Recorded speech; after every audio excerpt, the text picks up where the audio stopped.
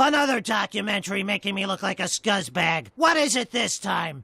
Oh snap, oh crackle, oh pop. Get ready to count down the top 10 best fast food mascots ever. Part 3. Every team needs a mascot. Trix Rabbit, Trix cereals. At least he doesn't leave the milk out like when the Trix Rabbit was staying with us. Introduced in 1959, Trix, the Trix Rabbit, is a cartoon rabbit who tries to trick children into giving him a bowl of cereal. When the kids inevitably discover his true identity, he is consistently denied his cereal with the slogan, "Silly rabbit, Twix are for kids." It is unclear just why he isn't allowed to have Trix, apart from the fact that he's a rabbit, and he's actually only ever been seen eating the cereal a total of 5 times. 1985 gave us the greatest bunny team-up since Peter Rabbit. Hello? Hey, what's up, Doc? Bugs Bunny enters the scene and offers Trix some help with a better disguise. Bugs Bunny himself. Spoiler alert, he still doesn't succeed. And that's all, folks. In 1995, Trix was featured in a Got Milk advertisement. It opens with a man buying several boxes of cereal, including Trix. When the cashier predictably tells him Trix are for kids, he takes off with the cereal, leaving money on the counter. Back in his apartment, he locks numerous bolt locks and reveals himself to be the Trix Rabbit. After all these years, he's finally managed to get his hands on the cereal, only to find out that there's no milk left. This is one trickster who can't catch a break. If I purchase these tricks, there'll be no trouble. No, you should be fine. Julius Pringles, Pringles chips. Since when did the Pringles guy become a style icon? If you're just now finding out that the mustache guy on the Pringles can has a name, we're right there with you. When Julius Pringles was first introduced in 1967, he looked pretty different. His line work was black, but his hair, eyes, and mustache were filled in red, and he had rosy cheeks. A little like Jigsaw from the Saw movies, quite honestly. Congratulations, you are still alive. In 1986, Pringles decided their mascot needed a new look and turned him into a glowy-eyed brunette with a red bow tie. The Encyclopedia Mirror gives Julius an extensive and dark past. The parody website states that he had abnormally high levels of testosterone at the age of 10, which is what led to his increasingly sizable mustache. He went on to be a bodybuilder, but quit at the age of 21 in order to create Pringles chips, which were widely considered okay, I guess. Unfortunately, Julius fell into a Pringle addiction a year after they launched on the market and admitted himself into many rehabilitation centers. We're busy. You're sitting on the porch eating Pringles. After getting the help he needed, Julius became a voice that spoke out strongly against the misuse of his addictive chips. How can you be eating right now? And try saying no to these salty parabolas. Toucan Sam, Froot Loops. This drawer is filled with Froot Loops. And milk.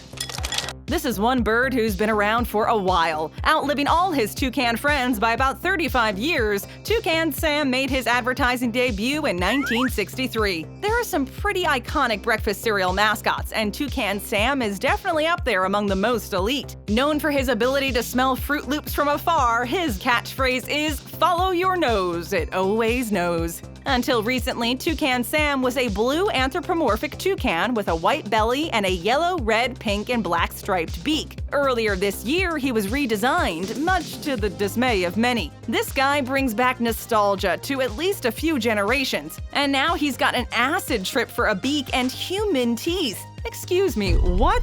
I recommend smiling. It goes a long way with me. Many artists actually took to the internet in protest, taking it upon themselves to redesign Toucan Sam of their own volition. And unsurprisingly, every single one of them is better. We're only hard on you because we care, Kellogg's. But seriously, bring back our beloved Toucan Sam and we'll just put all of this behind us. He wouldn't have wanted this redesign. Not like this. Not like this. When I eat Froot Loops, the other astronauts make fun of me! Ernest J. Keebler and the Elves, Keebler Company. All right, we attack the Rice Krispie guys at dawn, assuming Judd Hirsch delivers the goods. As the leader, ol' Ernest J. Ernie Keebler gets most of the credit within his elf pack. You might recognize him as the white-haired, floppy-hatted, grinning face of the gang, but he actually isn't the original leader. It was J.J. Keebler in 1969 who appeared in the earliest TV commercials, followed by Ollie Keebler, a golfing and good-natured elf. It was only in 1970 that Ernie earned the role of head elf. He is described as kind, humble, and devoted, making him a beloved mascot for Keebler. Ernie distinguishes the elves as a hard-working and happy species. They are a strain of elves unique to America, whose life purpose is to bake uncommonly good Keebler cookies, crackers, and cones in their magic ovens within the Hollow Tree Factory. Oh no, that's the old Keebler's place. Let's just back away slowly. The elf fleet is made up of a wide cast, including Fast Eddie, who specializes in wrapping baked goods quickly in order to ensure their freshness, Buckets, whose job is to splash chocolate fudge on cookies, Zach, the fudge shop supervisor, Zoot and JJ, who are known for pizzerias, Doc the doctor and cookie maker, and of course Ma Keebler, who is very proud of her son Ernie. Surely that must boost Ernie's self-esteem. As a Keebler elf, it's your job to make delicious little cookies. Punchy, Hawaiian Punch. How about a little Hawaiian punch to wash it down with?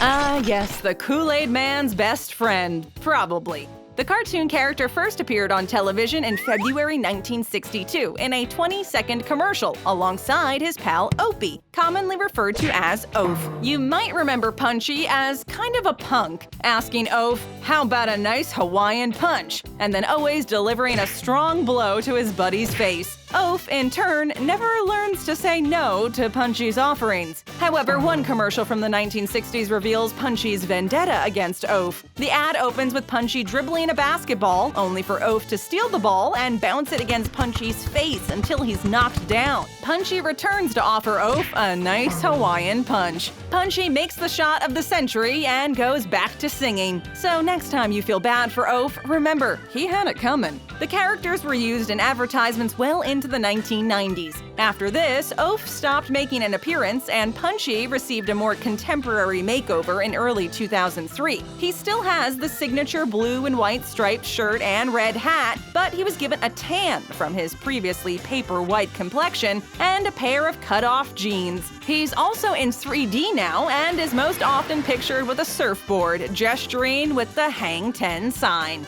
You look like you're covered in Hawaiian punch. Yeah. Yeah. Snap, Crackle, and Pop, Rice Krispies.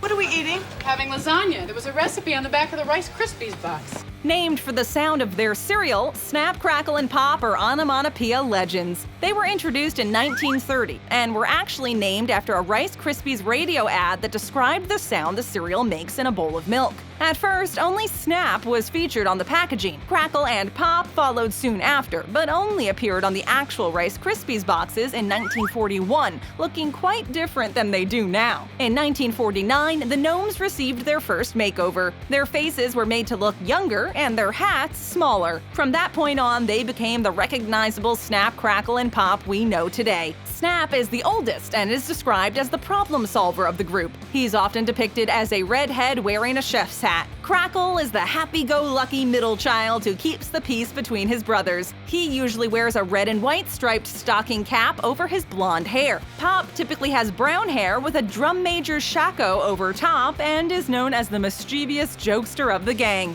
The trio have gone through quite a few phases over the years. Ultimately, they returned to their classic gnome shelves, both in stop-motion and CGI animation, as well as their original hand-drawn animation. Where Kellogg's might have paid us dust with a revamped Toucan Sam, we're giving them props for the tried-and-true look of the Rice Krispies brothers. East meets west, Jay. That's a lovely little bureau and breakfast you're running. Cool Spot, 7-Up. Hey, this is our spot. Don't get out of here. Cool Spot, also known simply as Spot, was pretty appropriately named. He was actually an anthropomorphic version of the red dot in the 7-Up logo, which he usually transformed back into at the end of commercials. He wore sunglasses, hence the cool part of his name, white gloves, and bulky sneakers. Despite his inability to speak, he communicated through high-pitched sounds, often with other identical cool spots. He first appeared in ads in 1987 and was widely known for his video games in the 90s. His most popular one was creatively named Cool Spot and was released on multiple consoles, including the Sega Genesis and Game Boy, among others. You get 2 of quality time with Nintendo and Sega. Deal? In the single-player platformer, Spot had to rescue other cool spots from cages while collecting spots, which were essentially just red dots, and dodging enemies. Several other advert games were created after that, such as Spot the Cool Adventure, Spot the Video Game, and Spot Goes to Hollywood. Spot had a pretty short time in the limelight. Get it? 'Cause lime and 7-Up? I have no idea what you're talking about. Yeah, okay. And was retired in 1997 after only 10 years of activity. Stay cool, buddy. Why don't you go get me a 7-Up, okay? Mr. Owl, Tootsie Pops. Don't call me Honey Pie. You got it, Tootsie Pop. Remember the age-old question? Sure you do. How many licks does it take to get to the Tootsie Roll center of a Tootsie Pop? According to Mr. Owl, it was 3, but just like everyone else, he would bite into it, so that answer doesn't really count. That's a really bad sign. The original ad actually featured the boy asking a cow, fox, and turtle, each who referred the boy to the other, before being redirected to the wise Mr. Owl. While he started off closer to looking like a sketch, he was later polished up with color and cleaner line work. If you recognize his voice, that's because it belongs to Paul Winchell, who was also known as Tigger from Winnie the Pooh, Crackle from the Rice Krispies trio, or any of his other 74 roles in animation. Incidentally, there's no all-encompassing number to the famous Tootsie Pop question. The number of licks it takes depends on several factors, such as the size of the lick, the warmth of your mouth, and the amount of saliva you generate. It turns out the announcer was right. The world may never know. Does Kojak cook kasha? No. Kojak sucks on Tootsie Pops. Vlasic Stork, Vlasic Pickles. A pickling is like embalming, basically. Like a pickle jar is like a tomb for cucumbers. Are you expecting? Pickles, that is. The Vlasic Stork, supposedly named Jovny, delivers pickles instead of babies, playing off the concept that pregnant women sometimes have an unusually high craving for pickles. In one commercial that played on the theme of maternity, the Vlasic Stork mentioned the declining birth rate in comparison to the rise of pickle sales. It's a pretty weird connection to make, but it somehow also makes perfect sense. This Vlasic Pickles spokesman started his career in 1974, staying exactly the same in appearance over the years. He consistently wears a blue mailman hat with the Vlasic logo on it, a red bow tie, and a tiny pair of glasses quite low over his beak. Although he went through a brief redesign in 2010, where he was slimmed down and given a 3-dimensional look, it wasn't well received by consumers, so the company reverted to his classic 2D cartoon form. The Vlasic Stork is also well known for speaking with a voice akin to that of comedian Groucho Marx, and holding a pickle like a cigar, often biting into it with a loud crunch. I have pickled beets, pickled sandwich, pickled batteries. Helping Hand Hamburger Helper. Honestly, the food's better here than at my place right now. Unless you like Hamburger Helper. This guy's smile lights up a room. It's all in the eyebrows. Helping Hand, also named Lefty, is one of the more handsy mascots, despite only having 4 fingers. He only has 4 fingers. I'm thinking of the Hamburger Helper hand. He was created in 1977 in order to increase declining Hamburger Helper sales. Lefty is a talking, white-gloved helping hand with a defining red nose and a shy grin. As with all good things, his friendliness was subverted in Scott Spiegel's 1979 horror film Attack of the Helping Hand, which featured Lefty coming to life as a killer glove. In April 2016, General Mills commissioned an EP from a team at St. Paul, Minnesota's McNally Smith College of Music. It was meant to be an April Fool's Day prank, parodying the title of Jay-Z and Kanye West's album Watch the Throne. Thus, it was named Watch the Stove. It comprised 5 songs about Hamburger Helper and went viral within a couple of days after its release. If there's one thing we love about Lefty, it's that he's always ready to help people. He's definitely hands-on. Now would you mind telling me what Hamburger Helper is doing in this glass of milk? Go ahead and tap on one of our other great videos. Hit that subscribe button and ring that bell to join our notification squad.